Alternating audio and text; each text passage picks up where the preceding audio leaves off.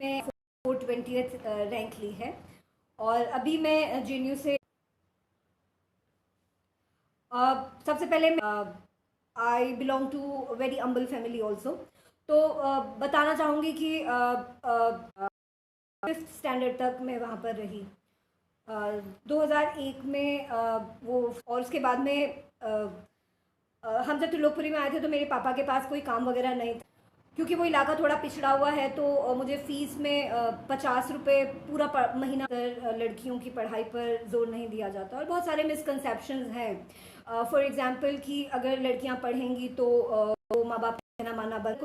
कोई लड़की 5th standard तक पढ़ लेती है तो वो बहुत ज़्यादा माना जाता है कि 5वीं से ज़्यादा, 6ठी क्लास से ज़्यादा लड़कियों को पढ़ने के लिए नहीं भेजा जाता। इस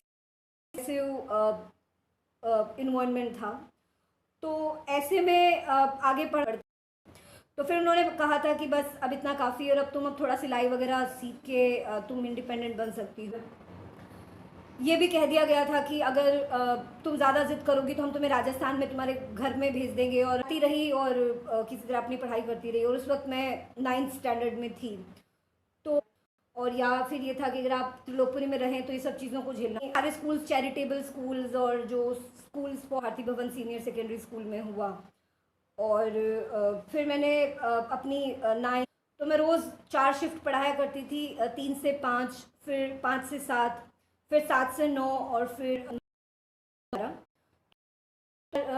मेरी पढ़ाई हमेशा से मैं अपने एग्ज़ाम के लिए अपनी पढ़ाई करूँ, मगर फिर भी मैंने अपने 10th क्लास में टॉप किया। 90 एजमेट्स थे, उन सब के बीच में मेरे आंसर्स 10th और 12th में शायद बिना पढ़े भी बहुत ज़्यादा स्टैंड आउट करते थे। तो उसकी वजह से मैं उसका सिलेक्शन इसलिए था क्योंकि जो मेरी खुद की मदर थी, उनको स्किज़ोफ्रेनिया हो गया था, और मम्मी हैं, तो मतलब हर एक चीज़ मुझसे बहुत ज़्यादा इमोशनली कनेक्टेड थी।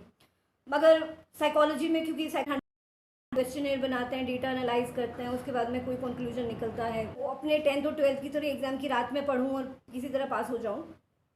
तो मैं खुशकिस्मत थी कि उस टाइम मैंने JNU का एंट्रेंस लिखा इंटरनेशनल, और बिना पॉलिटिकल साइंस का मेरा तो वो सारा जो मल्टीपल जो चैलेंजेस थे, वो थोड़े से लीडरशिप ट्रेनिंग प्रोग्राम में United nation secretary general mister बांग की मून के साथ मुझे भी इनवाइट। जब मैं त्रिलोकपुरी में रही थी, BA तक कर रही थी, तो मैं कभी भी इसके बारे में सोच नहीं पाई थी, क्योंकि ट्यूशन्स का, पैसे कमाने का, और के बाद में मैंने मन बनाया कि मैं JRF के लिए, UPSC के लिए तैयारी करूँगी। लेकिन उसी बीच में फिर जो मेरा पहले अटेम्प्ट का जो उस वक्त जो मन था वो नहीं हो पाया।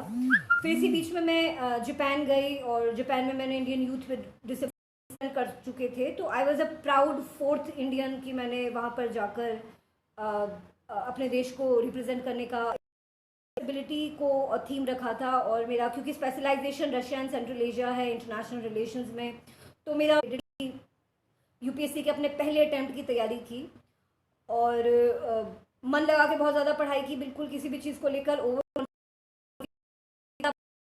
किया,